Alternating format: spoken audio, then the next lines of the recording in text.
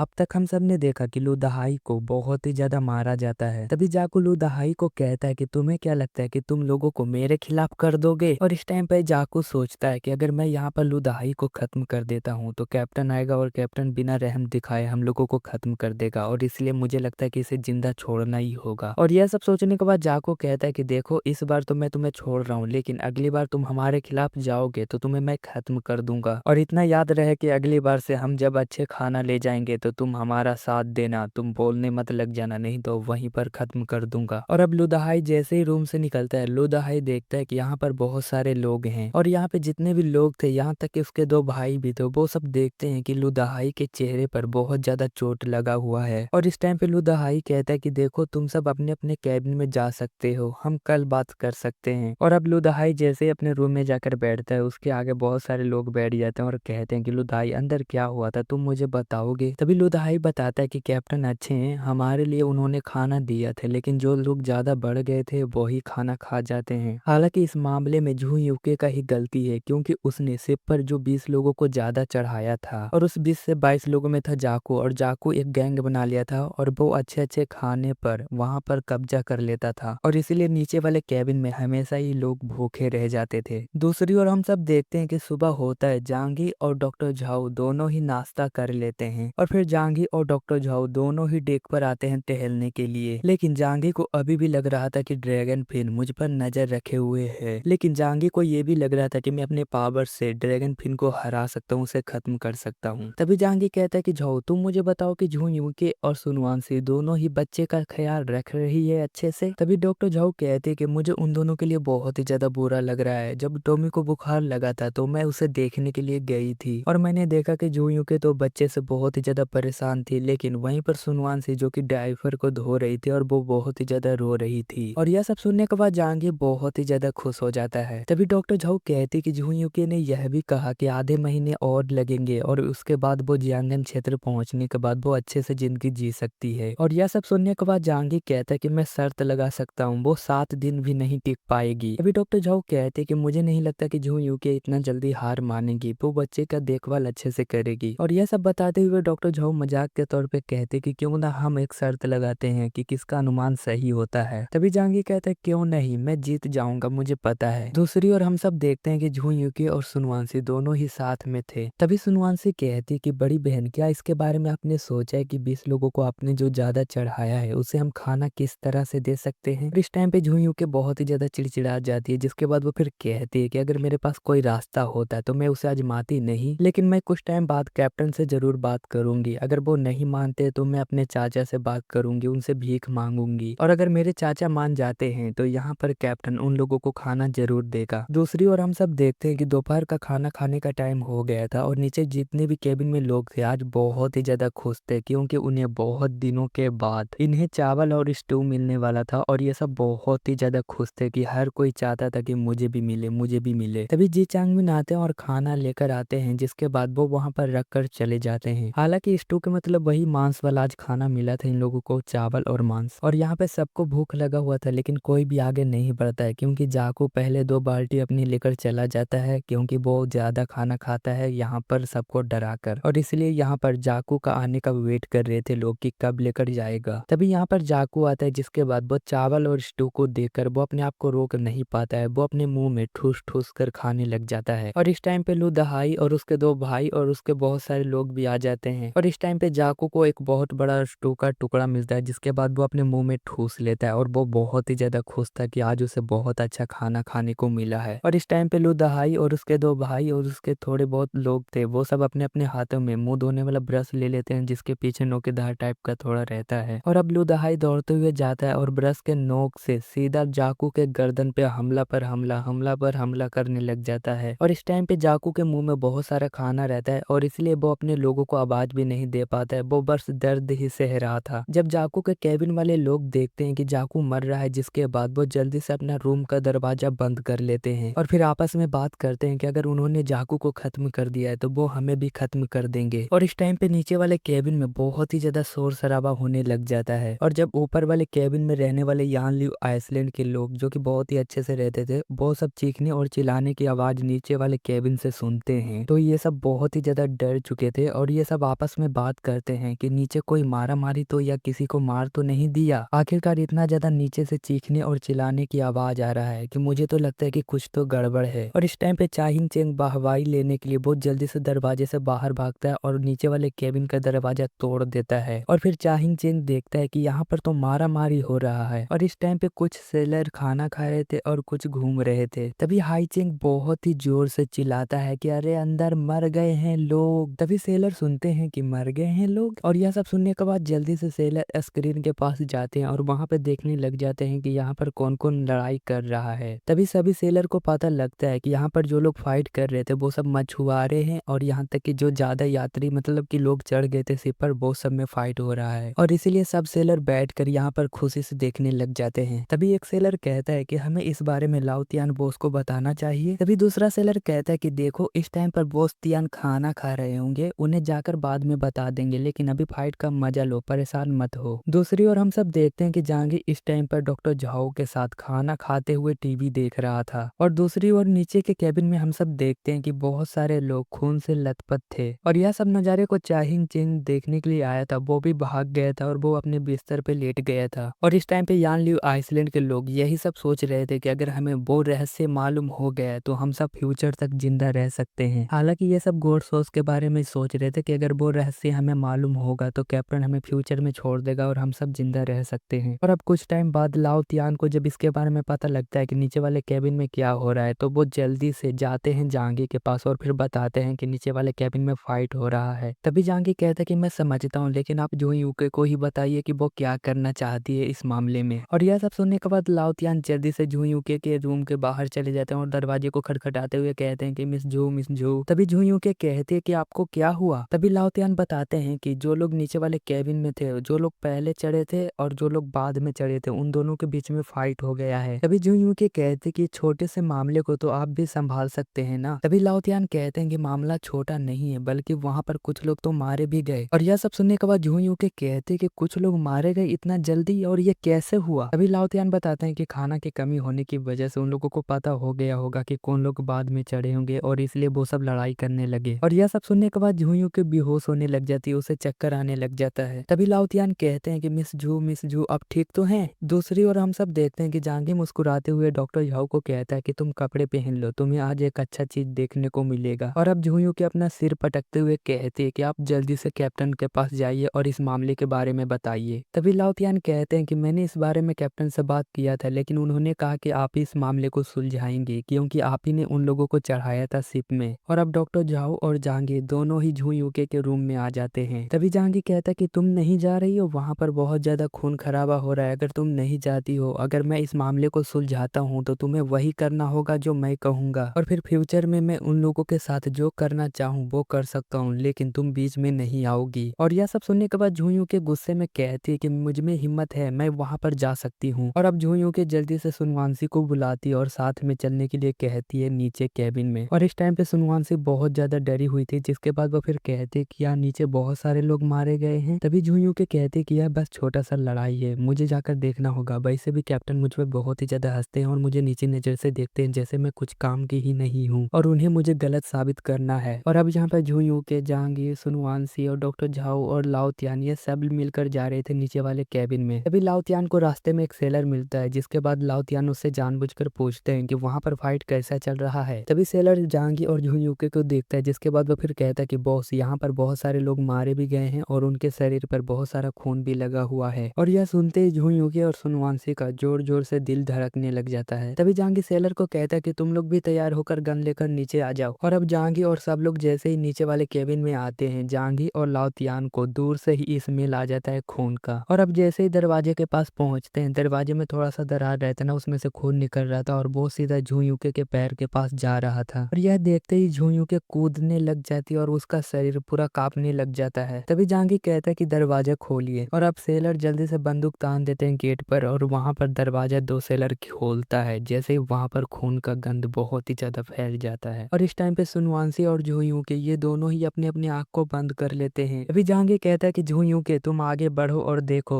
आखिरकार तुमने ही यहाँ पर लोगों को चढ़ाया था। और इतना सुनते जू यूके और सुनवांसी दोनों ही अपना आंख खोल देते हैं। और अब यहाँ पर सब लोग देखते हैं कि यहाँ पर बहुत सारे लोग भी मारे गए थे और यहाँ पर हर जगह पर खून ही खून लगा हुआ था। और यह सब देखने के बाद झुंयुके बहुत ही ज्यादा टूट चुकी थी और वो बहुत ही जोर से चिल्लाती है। और इस टाइम पे सुनवांशी तो बेहोशी हो चुकी थी और इस टाइम पे झुंयुके जमीन पर गिर जाती है और वो बहुत ही ज्यादा वोमिटिंग करने लग जाती है। तभी डॉक्टर झाओ जल्दी से आगे बढ़ती और झुंयुके को पीठ पे थपथपाकर उसे सहलाने लग जाती है। तभी जांगी कहता है कि झुंयुके, इसके लिए तुम खुद को दोष देना बंद करो, मैं कमांडर जोशुआई से बात करूंगा। जैसे ही झुंयुके यह सुनती है कि उसके चाचा से जांगी बात करेगा और भी ज्यादा घबरा जाती है और फिर झुंयुके रोते हुए कहते कि प्लीज प्लीज कैप्टन, इसके बारे में हमारे चाचा को मत बताइएगा। और यह सब सुनने के बाद जांगी के चेहरे पर एक अलग ही स्माइल था, जिसके बाद वो फिर कहता है कि अगर इस मामले के बारे में कमांडर जोशुआई को नहीं बताया गया तो फ्यूचर में मेरे लिए बहुत बड़ा परेशानी का कारण बनेगा, क्योंकि तुम्हें पता ही है कि मैं एक मिशन पे आया हूँ। लेकिन तुम चिंता मत करो, अगर इसके बारे में मैं कमांडर जोशुआई को नहीं बताता हूँ तो हमारे और तुम्हारे बीच में एक सीक्रेट रहेगा। और अब जांगी बहुत सारे खून को देखता है, जिसके बाद वो फिर कहता है कि देखो मिस झू, अब यहाँ से तुम भी संभालोगी, मैं जा रहा हूँ। जिसके बाद जांगी और डॉक्टर झाओ दोनों चले जाते हैं। तभी लाओतियान कहते हैं कि मिस झू, क्या आप अंदर जाकर नहीं देखना चाहेंगी? तभी झुंयुके अपना सिर हिलाते हुए कहती है कि नहीं नहीं, मैं अंदर जाकर नहीं देखूंगी, आप इसके बारे में कैप्टन से ही बात करिए, मुझसे कुछ भी नहीं होगा। और इतना कहने के बाद झुंयुके बहुत ही ज्यादा रोने लग जाती है। हालांकि लाओतियान को इसके बारे में पता था कि यहाँ पर जांगी बहुत ही ज्यादा चिढ़ाना चाहता है झुंयुके को। और झुंयुके के ऑर्डर के बाद लाओतियान सीधा जांगी के पास जाते हैं और फिर लाओतियान कहते हैं कि कैप्टन, अब हमें क्या करना चाहिए आगे? मिस झू तो पूरी तरीके से टूट चुकी है। और यह सब सुनने के बाद जांगी कहता है कि मुझे लगा था कि वो बहुत ही ज्यादा हिम्मत वाली होगी, लेकिन इतना ज्यादा नाजुक वो निकली, मुझे तो पता ही नहीं था। और वहीं पे डॉक्टर झाओ, जो कि बहुत ही ज्यादा मुस्कुराते हुए कहती है कि आपने जितना बड़ा उसे झटका दिया है कि मुझे लगता है कि वो एक ही बार में मैच्योर हो गई होगी। अभी जांगी कहता है कि नहीं, मुझे ऐसा नहीं लगता, ये बहुत ही छोटा झटका था, लेकिन मुझे इस टाइम पे थोड़ा समझ में नहीं आ रहा है कि इस टाइम पे करना क्या चाहिए।